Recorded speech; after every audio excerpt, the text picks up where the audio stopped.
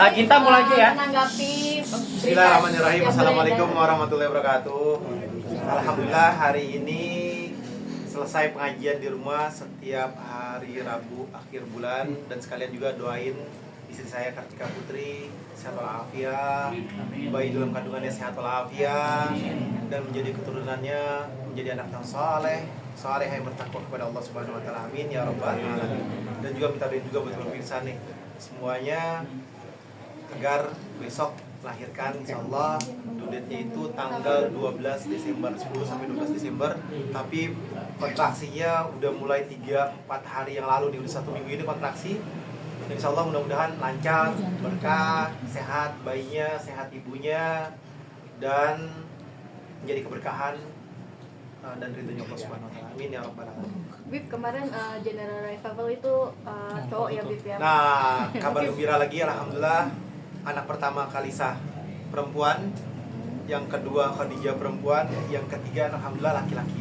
Jadi perempuan, laki-laki, perempuan, laki-laki, dan alhamdulillah udah 6. Alhamdulillah udah 6.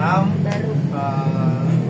P atau Syahra, Sajid, Syatir, Kalisa, Khadijah, namanya alhamdulillah sekarang Muhammad Ali. Bukan petinju, bukan. Tapi udah galaknya petinju. Jadi buginnya udah perut kanan, kiri, bawah semuanya udah masya Allah. Dan insya Allah due date-nya 12, dan alhamdulillah anak laki-laki. Targetnya berapa? Sekolah saya targetnya 7, tapi Kartika katanya maunya 11. Amin.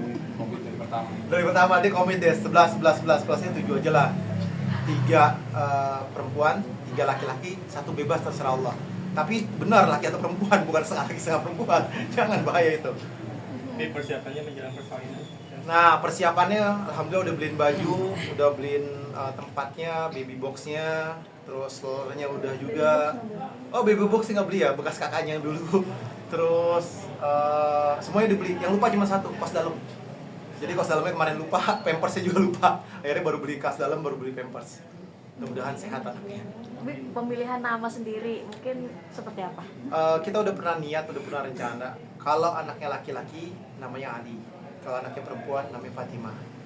Dan alhamdulillah kita NYPT waktu itu kalau nggak salah pas kandungannya 3 bulan, masuk 4 bulan, 3 masuk jalan 4 bulan, masuk 4. Kita NYPT, dan alhamdulillah hasil NYPT-nya itu laki-laki. Kemudian NYPT itu 90% itu gendernya itu benar. Gendernya betul.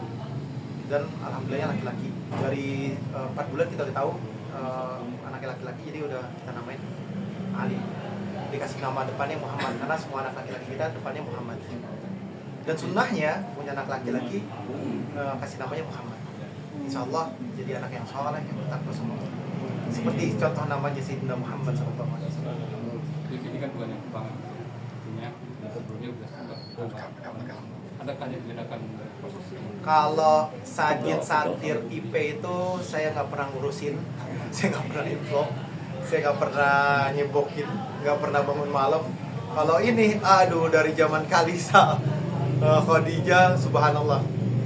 Nah, kalau zaman Ali ini saya udah bilang, udah deh, banyak 2 aja deh, malam 1, sorenya 1. Jadi nggak gangguin. Tapi kata dia nggak boleh, mesti bantuin, kalau nggak nanti bayinya ngambek. Ya udah, lihat takdir lah. Jadi lihat takdir. Bib, mungkin selama proses kehamilan ini perbedaannya ada nggak sih Bib? Mungkin mulai dari awal trimester pertama ngidam-ngidamnya untuk Nah, ini beda ketika hamil yang sekarang dengan Kalisa Khadijah yang dulu. Kalau ini lebih cranky, lebih mellow, lebih segala-galanya deh. ya. Jadi, masya Allah subhanallahnya tuh lebih pinggangnya lebih banyak sakit, lebih lemas, lebih shutdown. Karena kan dulu juga Kartika kan sempat kena Stephen Johnson syndrome. Jadi dulu kena autoimun Stephen Johnson syndrome, yang dimana berobat, dan alhamdulillah Allah kasih kesembuhan, Allah kasih sehat walafiat, dan juga pernah di stem cell juga. Jadi alhamdulillah semuanya itu salah satunya sebelumnya pernah di stem cell. Jadi itu yang bisa survive atau bisa hasilnya bagus. Dan alhamdulillah dikasih kesehatan. Akhirnya hamil ini tuh agak lemas, agak lebih gimana gitu. Beliau sendiri yang bisa ngalamin, saya nggak tahu. Yang jelas pokoknya ngeluhnya itu udah kebanyakan. Saya iya aja. Tapi prinsipnya adalah saya temenin, saya dampingin, ke rumah sakit saya temenin, jatah ngajar saya liburin, jadwal meeting saya liburin, jadwal main bola saya udah negosiasi, saya main bola, kalau main bola nggak bisa dinego. Jadi tetap saya temenin, tapi subhanallah, alhamdulillahnya ini lebih aktif anaknya. Jadi gerakannya lebih aktif, pukulannya lebih aktif, kakinya gerak kanan kirinya aktif, super aktif. Jadi lebih sering sakit dan sering teriak au. Dan kalau malam lucunya ibunya mau tidur, babynya bangun, babynya tidur, ibunya bangun. Akhirnya susah, ngepasin waktunya susah. Biasa ibu hamil, mudah-mudahan yang hamil di rumah dikasih sehat walafiat. Dan yang belum punya anak, mudah-mudahan Allah kasih anak. Mudah-mudahan Allah kasih keberkahan, amin ya rabbal alamin.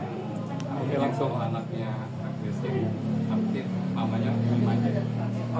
Anak dalam kandungannya agresif sebetulnya minta kasih sayang bapaknya. Itu tujuannya. Tapi itulah, semakin dikasih sayang semakin berkah.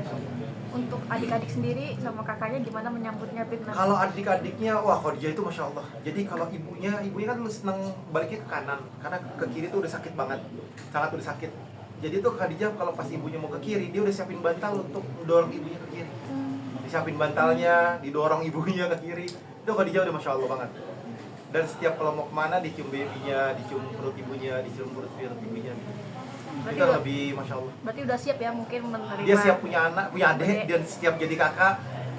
Tapi kasurnya dia nggak mau pindah, dia mau dekat ibunya. Itu yang jadi PR. Menyiapkan kasih sayang untuk ke semuanya. Kedepannya seperti apa? Menyiapkan kasih Untuk sayang sama ke rata. ibu, ke anak-anak itu wajib. Sayangnya itu bentuknya berbeda. Sayang ke ibu dengan sayang ke anak berbeda. Sayang ke anak itu harus adil. Sayang ke ibu wajib.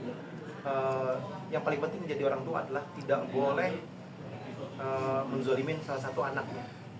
Adil, nggak boleh sayang cuma satu anaknya, mesti sayang semuanya, baik semuanya. Kita nggak tahu mana anak mana yang bawa kita ke surganya Allah. Kita nggak tahu anak mana yang Allah ridhoi. Kita nggak tahu anak mana yang akan sukses, yang mana anak membawa keberkahan, yang mana anak membawa di mana satu kebaikan di dalamnya, kita nggak tahu. Jadi berlaku adillah terhadap anak-anak, berlaku baiklah terhadap anak-anak, sehingga Allah ridho kepada kita dan kita menjadi hamba Allah yang adil. Dan tentunya ajarkan anak kalian untuk sholat dan ibadah kepada Allah, sehingga Allah jaga kita dan Allah selamatkan kita. Tapi kalau kita nggak suruh anak kita sholat, nggak suruh ibadah, akhirnya kita yang celaka, kita bisa masuk dalam neraka Allah. Oke, langsung. Langsung. Ayo pertanyaan intinya, ayo.